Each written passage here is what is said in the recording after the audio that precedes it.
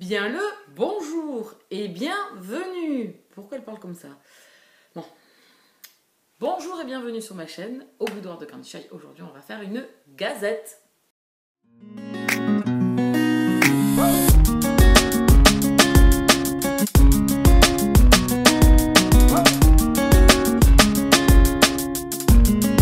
On va parler lecture, on va parler de ce que j'ai lu.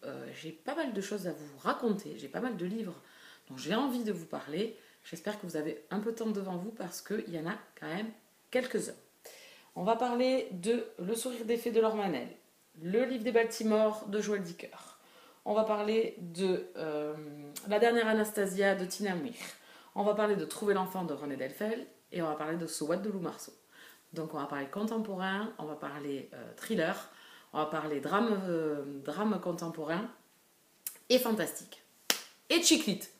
Et on va parler de beaucoup de choses quand même. Alors je vais commencer par l'e-book, même si c'est pas celui-là.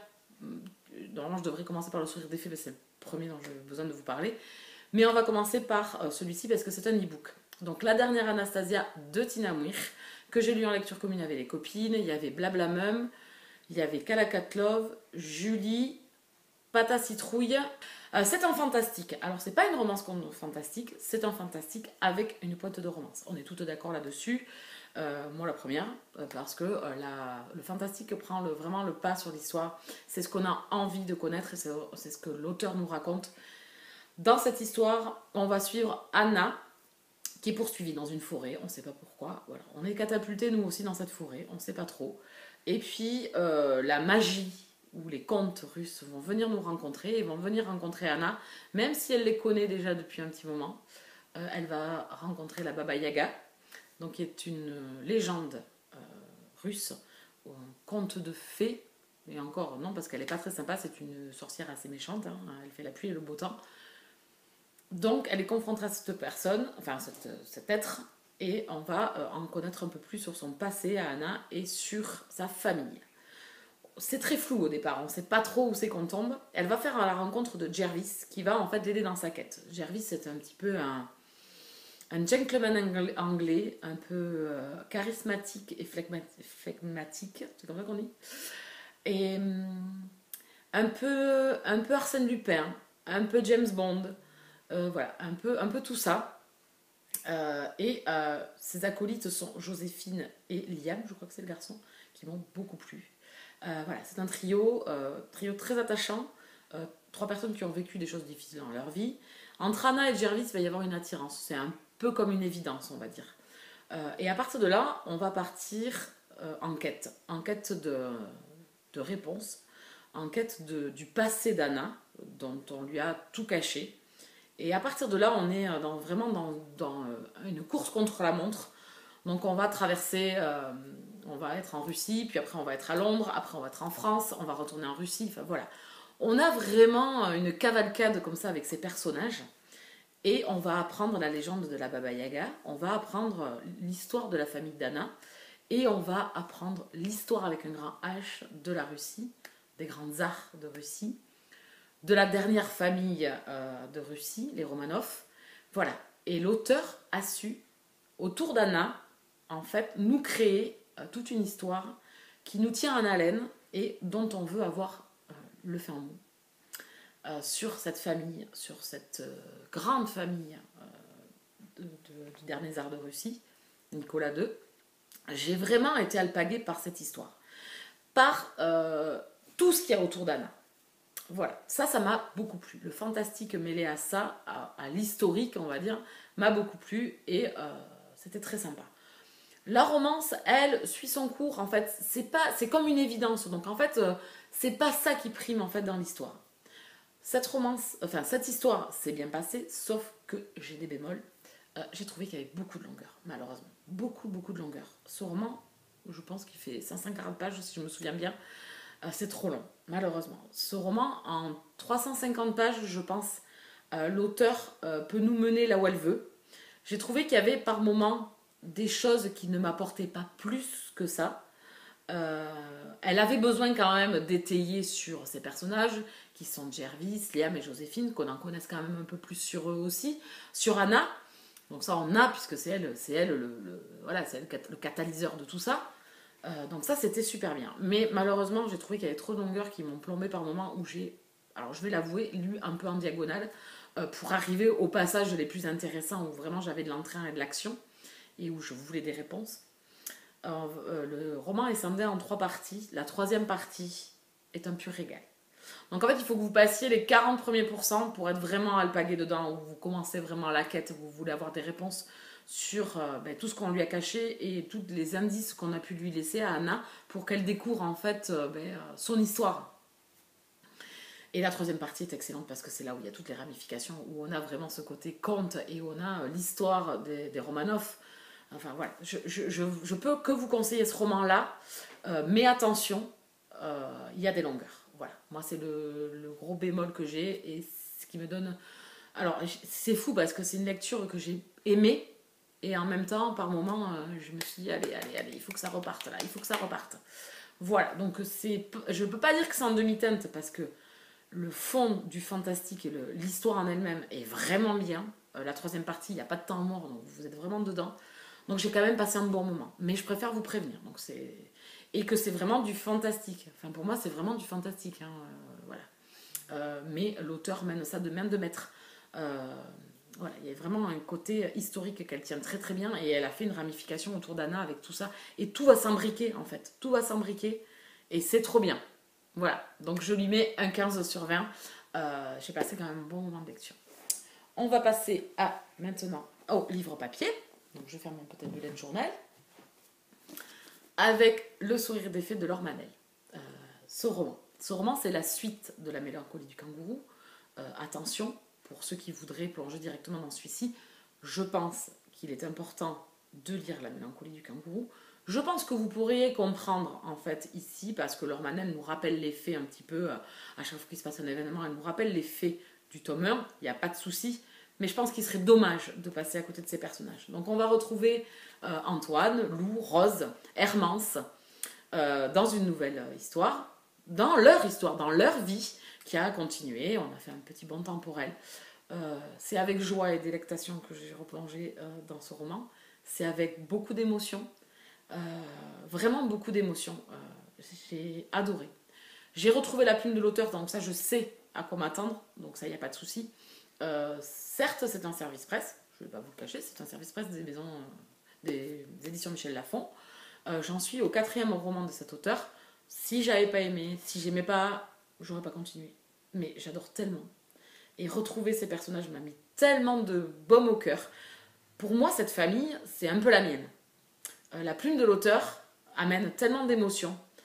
J'adore être dans ces montagnes, j'adore passer du temps avec ces personnages. Encore une fois, on va passer par beaucoup d'émotions, on va passer par beaucoup de choses. C'est la vie. Dans cette histoire, encore une fois, c'est la vie. On va vivre avec ces personnages, il va leur arriver des choses belles, des choses douloureuses, des étapes de leur vie à passer. On va parler encore beaucoup d'espoir et on va parler de femmes fortes. Voilà, moi si je peux vous parler de ce roman, je ne vais pas vous parler de ce qui se passe à l'intérieur. C'est une histoire de vie, c'est tout ce que je peux vous en dire. Si vous n'avez pas encore lu Laure Manel, vraiment je vous le conseille. J'ai eu un énorme coup de cœur encore une nouvelle fois pour ce roman. J'en ai encore... ça y est. J'en ai encore beaucoup d'émotions. Donc j'ai vraiment adoré. Je peux que vous le conseiller. C'est juste. Il n'y a pas plus de mélo que ça. Il n'y a pas plus de drama pour mettre du drama. C'est vraiment écrit avec justesse, avec finesse. C'est un amour porté haut. Un amour qui traverse tout. Et c'est surtout une quête de liberté. Une liberté pour chacun de ces personnages, une liberté d'esprit, une liberté de vivre les choses. Et c'est ce qu'Antoine et Rose s'apportent. C'est ce qu'Antoine va faire passer à sa fille, à sa femme. Enfin voilà, moi c'est un pur moment de bonheur que ce roman. J'ai eu tout autant d'émotions qu'avec La mélancolie du kangourou. On est à 2 périodes différentes de ces personnages. Ces personnages, ils ont changé, ils ont mûri. Mais c'est avec, comme je vous dis, autant de délectation que je me suis plongée dans ce roman. La plume de l'auteur est magnifique. Alors, il ne se passe pas 50 milliards de choses. N'attendez pas plein de bouleversements. Non. Vous vivez un brin de vie avec ces personnages. au fil des jours, au fil des mois, au fil des journées qui s'écoulent près d'eux, dans une cuisine où ils vont préparer un gâteau, dans une randonnée en montagne. Voilà. C'est toute la simplicité de la vie, mais de la vie qui peut marquer par des événements forts et qui vous construisent ou peuvent vous détruire aussi, mais derrière, il y a cette marque d'espoir que met toujours Laure Manel. Et j'espère qu'il y aura un tome 3. Parce que au vu de la fin, au vu de ce qui se passe, il y a un moment énorme à un moment donné dans le roman entre Rose et Lou.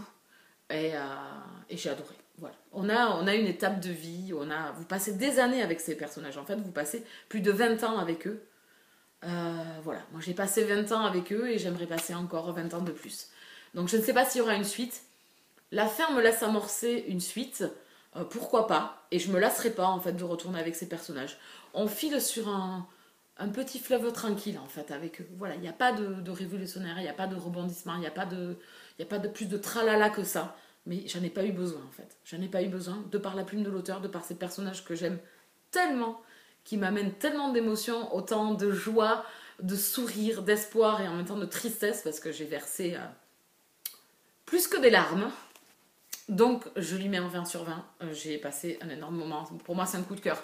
Alors, forcément, je ne sais pas si je suis objectif avec ce roman, parce que c'est tout ce que j'aime dans le contemporain. C'est ces personnages qui sont comme vous et moi et qui vont m'amener tellement d'émotions. Voilà. Donc, je ne sais pas si je suis objective. Allez voir peut-être d'autres avis pour vous faire votre propre opinion, parce que moi, j'ai tellement d'émotions d'en parler. Voilà, là je vais avoir coupé au montage, mais parce qu'il va falloir. Mais en tout cas, j'ai encore les larmes, ça fait un mois que je l'ai lu. J'ai attendu pour faire ma vidéo parce que je voulais laisser poser tout ça. Et en fin de compte, je vois que j'ai toujours autant d'émotions. C'est des lectures que j'aimerais refaire, c'est des lectures dont je ne me séparerai pas, quoi. Et si je dois proposer des lectures aux gens, ben voilà. Vous les avez vues en plus dans mon live YouTube avec Pauline. Voilà, moi j'en démords pas, voilà. Mais commencez par la mélancolie du kangourou d'abord, avant de continuer avec ces personnages. Ensuite, on va passer à un drame contemporain, parce que pour moi, c'est pas un polar. Ça n'a rien à voir avec l'affaire, la vérité sur l'affaire Harry Kébert. J'avais commencé par ce roman-là, où là, on n'est plus dans une enquête et on va découvrir qu'est-ce qui s'est vraiment passé dans cette petite ville et qui a tué cette jeune fille.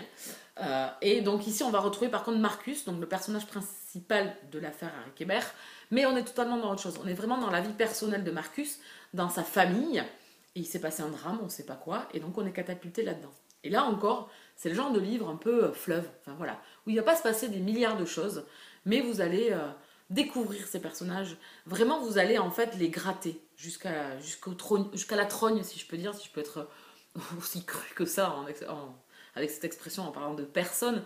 Mais en fait, c'est ça, vous allez jusqu'au cœur de ces personnes qui ne sont pas toutes blanches ou toutes saintes, on va dire, et qui sont avec leurs défauts. Les défauts que tout le monde a, que vous et moi nous avons, et c'est ce qui m'a plu. Dans ce drame, on va suivre Marcus qui a une vision de sa famille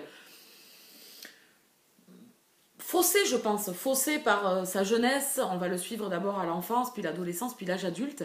On va alterner avec, dans le temps, entre le présent et le passé de Marcus, et on va découvrir ce qui s'est passé jusqu'à cet événement tragique dans sa famille qui a bouleversé son être, et également tous les gens qu'il a aimés et qu'il aime. Et j'ai vraiment passé un très bon moment. Je l'ai lu en lecture commune avec Kala Katlov. Moi, ça l'a fait. Voilà, ça l'a fait parce que j'ai aimé rentrer dans ces personnages.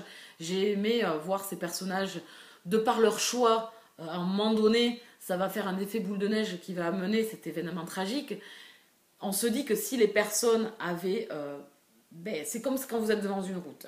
Vous avez le choix de prendre à droite et à gauche. Et ça va un peu gérer votre destin suivant le chemin que vous allez prendre. Donc c'est là qu'on se dit qu'en fait, si au lieu d'avoir pris le chemin de droite, ce personnage-là a pris le chemin de gauche, qui sait si en fait tous ces événements en cascade seraient arrivés? Peut-être pas en fait. Peut-être que l'histoire elle aurait été autre, peut-être qu'en fin de compte il n'y aurait jamais eu de drame.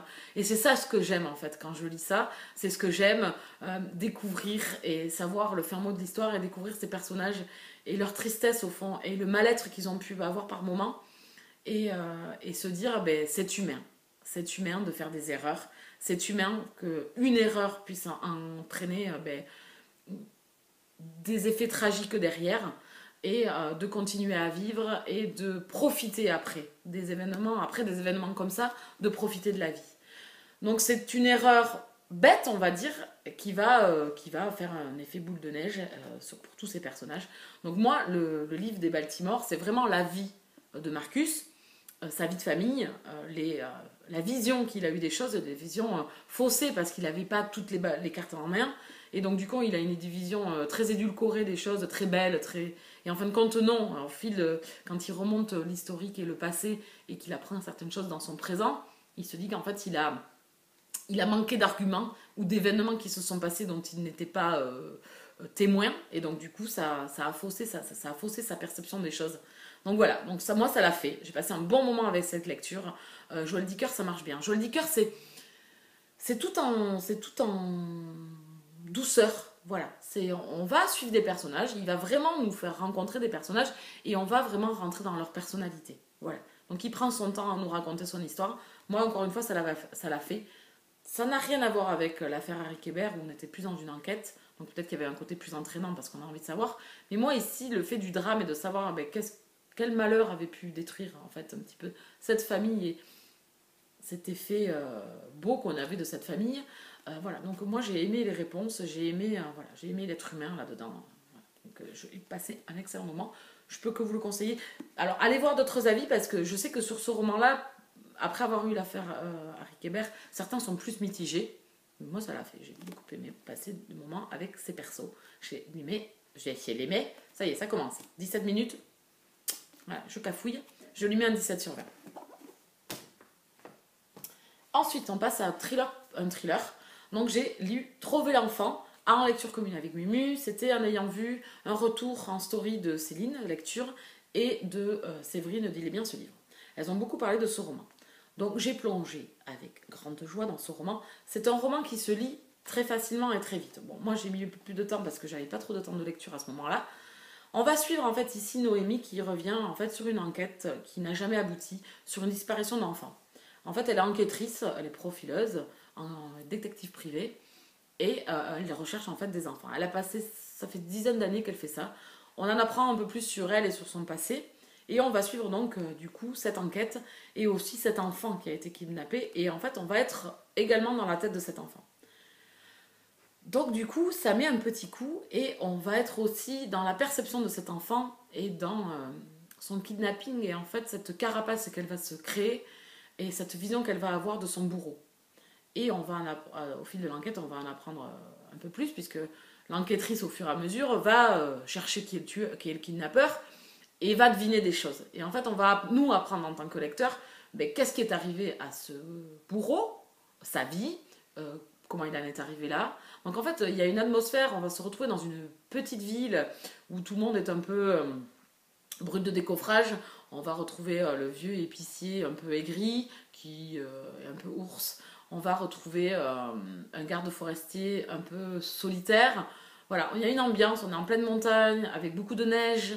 Voilà, on est un peu comme dans un conte, enfin dans une histoire un peu macabre, et en même temps comme dans un conte de fées où la neige tombe, où tout est blanc, les arbres sont blancs, la petite fille va se promener dans la forêt, enfin voilà, on a un peu un conte. J'ai bien aimé ma lecture, c'est pas un coup de cœur, voilà, c'est une lecture sympa, parce qu'il reste encore plein de questions, bien évidemment, il y a un tome 2, donc on va plus se focaliser ici de savoir qu'est-ce qui est advenu de la petite fille, de Madison. Et on va avoir donc le début en fait sur la vie de Noémie, mais sans avoir les réponses. Donc ça je pense que ça sera dans le tome 2, que je me procurerai par contre quand il sortira en poche, parce que là il est sorti qu'en grand format pour l'instant. Voilà, c'est une bonne lecture, j'ai passé un bon moment, j'ai aimé la psychologie des personnages, parce que Noémie est quelqu'un qui renferme beaucoup de choses. En fait, elle aussi, elle s'est créée une carapace au fil des années, elle a vécu des choses très très difficiles qu'elle essaye d'occulter dans sa jeunesse, et en fait on va en apprendre au fur et à mesure, et en fait je pense que c'est l'enquête décisive qui va un peu l'ouvrir sur son présent et son futur. Et ça, j'ai beaucoup aimé. Donc ça prend son temps. Voilà, ça prend son temps sur ce personnage-là. On va suivre Madison, la petite fille, qui nous bouleverse vachement. Parce que, bien évidemment, moi, elle m'a amené un peu Voilà, par moments, quand elle a cette vision de conte de fées, en étant séquestrée et tout, moi, ça m'a fait... Et une vision de son bourreau qui m'a dérangée, bien évidemment. Et en même temps, ce bourreau qui a su, à un moment donné, m'amener de la pitié et de l'empathie pour lui. Voilà. Et c'est dur, en fait, d'accepter l'empathie que l'on peut avoir pour un bourreau, pour un kidnappeur. Et en fait, ouais, j'ai eu de l'empathie pour lui. Et ça m'a dérangé aussi. Voilà, donc il y a un côté dérangeant dans ce livre. J'ai beaucoup aimé ma lecture. Voilà, donc je suis contente de l'avoir lu. Ça se lit hyper facilement. Mais c'est comme si vous rentrez dans un conte de fées. La petite fille va vous raconter ça comme si elle vous racontait un conte de fées. Je lirai la suite, ça c'est certain. C'est pas un coup de cœur, mais c'est une bonne lecture. Je lui mets un 17 sur 20. Ensuite, on passe à de la chiclite feel good avec So What de Lou Marceau. Ici, on est dans la romance contemporaine plus classique. On va partir avec une bande de copines, dont Alexandra, qui est la célibataire du groupe, enfin une des célibataires du groupe, qui est un peu sur son mal-être parce que voilà, elle s'est fait jeter comme une vieille chaussette, donc manque de confiance en soi, voilà, tout est remis en question. Elle part en vacances avec ses copines dans les Caraïbes, et là, elle va faire la rencontre de Leandro. Donc on va se retrouver avec ces copines qui n'ont pas leur langue dans la poche, c'est-à-dire qu'elles sont entre elles, hein, donc elles vont parler de tout sujet divers et variés.